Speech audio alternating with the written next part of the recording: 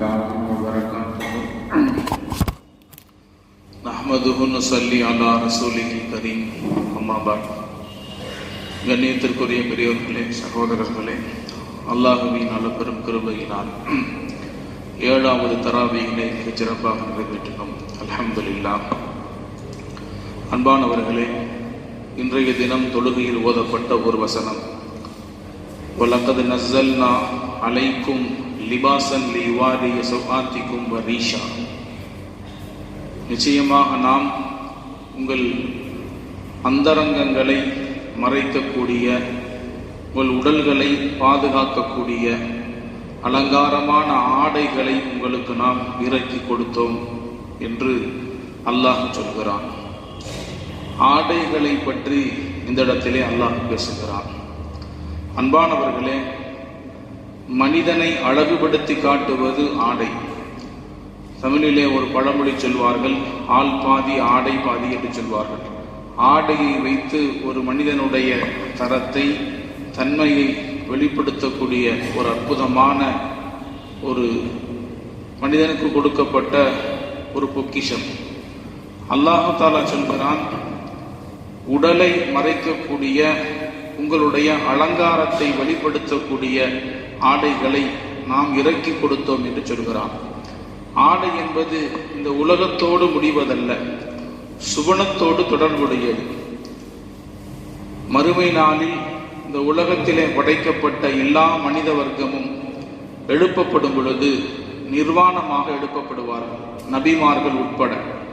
கேள்விகளுக்கெல்லாம் முடிக்கப்பட்ட பிறகு உலகத்தில் படைக்கப்பட்ட மனிதர்களில் முதலாவதாக இப்ராஹிம் அலைஹிஸ்ஸலாம் அன்னவர்களுக்கு தான் ஆரம்ப ஆடை அணிவிக்கப்படும். இப்ராஹிம் அலைஹிஸ்ஸலாம் அன்னவர்களுக்கு அணிவிக்கப்பட்ட அந்த ஆடை எல்லா நபிமார்களுக்கும் வழங்கப்படும். அதற்கு பிறகு சொர்க்கவாசிகளுக்கு பட்டாடைகள் வழங்கப்படும். அல்லாஹ் தஆலா குர்ஆனிலே சொல்லும் பொழுது சுந்துசும் மின் இஸ்தப்ரகின் தகாபிலி என்று சொல்கிறான். பட்டாடைகளை கண்ணியமாக நாம் அவர்களுக்கு அணிவிப்போம் என்று சொல்கிறான். இந்த உலகத்தோடு இதனுடைய தொடர்பு முடியாது. இந்த உலகத்தில் எதையெல்லாம் நாம் அனுபவிக்க முடியாதோ அதையெல்லாம் சொர்க்கத்திலே அல்லாஹ் தஆலா நம்மை அனுபவிக்க வைத்து ரசித்து பார்ப்பான். எப்படிப்பட்ட ஆடைகளை அணிய வேண்டும்? அலங்காரம் என்று சொல்லக்கூடிய அல்லாஹ் நம் உடலை, நம்முடைய அந்தரங்கத்தை மறைக்கக்கூடிய ஆடைகள் என்று சொல்லுகின்ற அல்லாஹ் அதை நாம் எப்படி பாவிக்க வேண்டும், எந்தெந்த ஆடைகளை அணிய வேண்டும் என்பதை நாம் தெரிந்து கொள்ள கடமைப்பட்டிருக்கிறோம். முதலாவதாக கண்ணியமான, நாகரீகமான, எளிமையான ஆடைகளை அணிய வேண்டும். இரண்டாவது, மாற்றார்களுடைய மத சாயங்களை வெளிப்படுத்தக்கூடிய, மத அடையாளங்களை வெளிப்படுத்தக்கூடிய ஆடைகளை நாம் அணியக்கூடாது. பெருமானார் ஸல்லல்லாஹு அலைஹி வஸல்லம் சொன்னாங்க, மன் தஷப்பஹ பிகௌமின் ஃபஹுவ மின்ஹும். மாற்றார்களை போல யார் நடந்து கொள்வார்களோ அவர்கள் மாற்றார்களை சார்ந்தவர்கள். ஒருவன் கிறிஸ்தவனை போன ஆடை அணிகிறான், பார்த்தா ஃபாதர் மாதிரி இருக்கிறார், அந்த மாதிரி அணியக்கூடாது. அதே போல காவி நிறம் இருக்கக்கூடிய பூசாரிகளை போல இருக்கக்கூடிய ஆடை நாம் அணியக்கூடாது.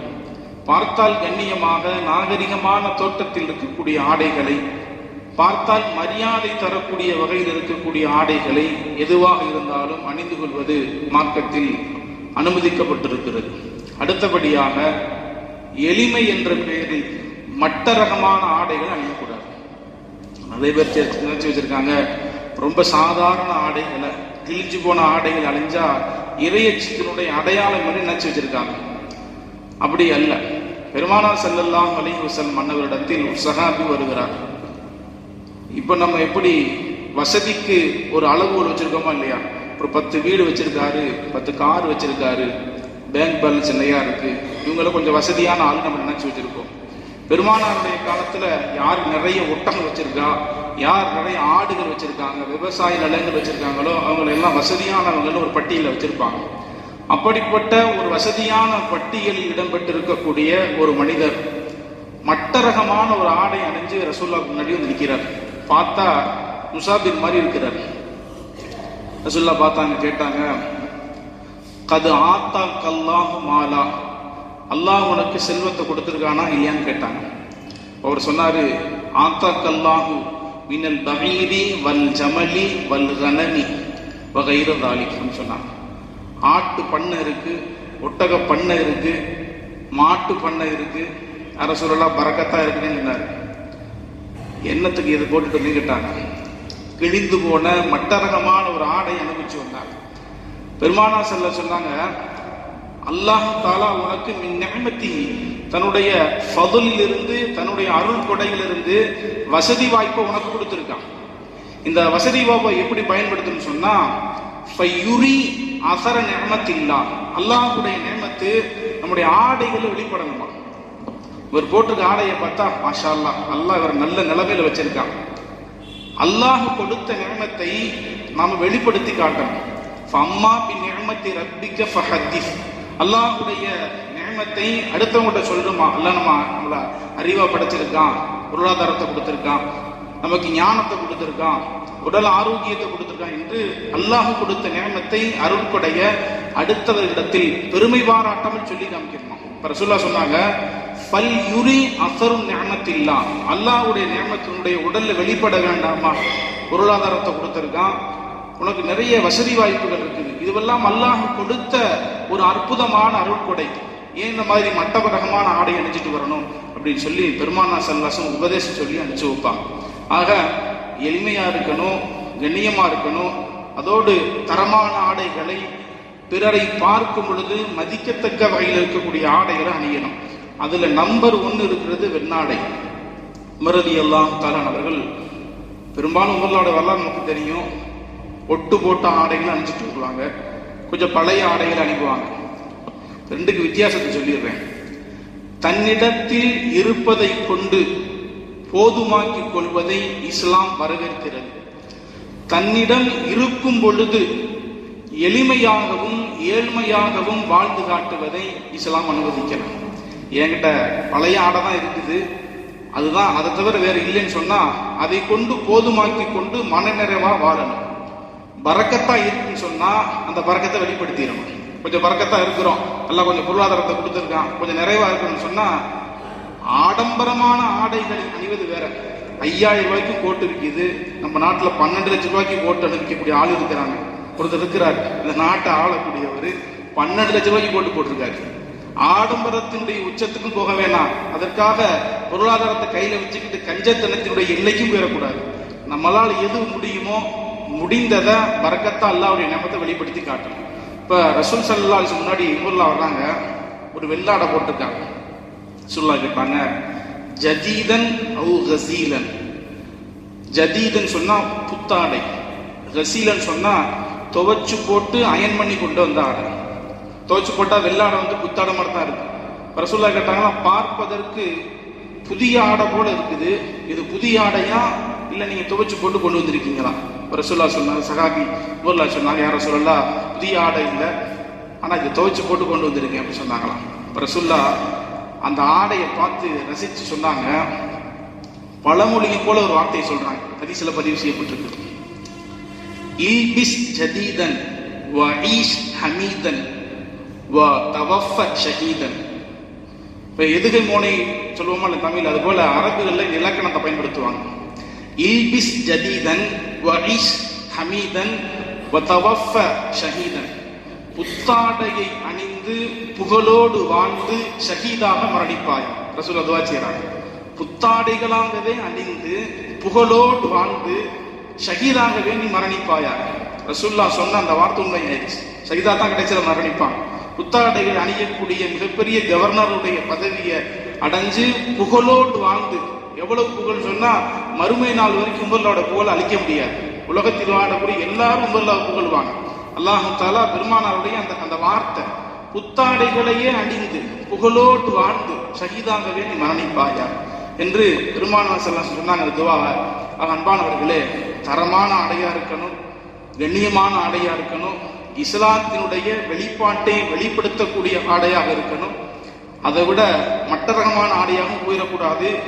ஆடம்பரமான நம்மளுடைய வசதிக்கும் அப்பாற்பட்டு ஒருத்தர் 10,000 ரூபாய் சம்பாதிக்கிறாரு, 1000 ரூபாய்க்கு ஆடப்படலாம்.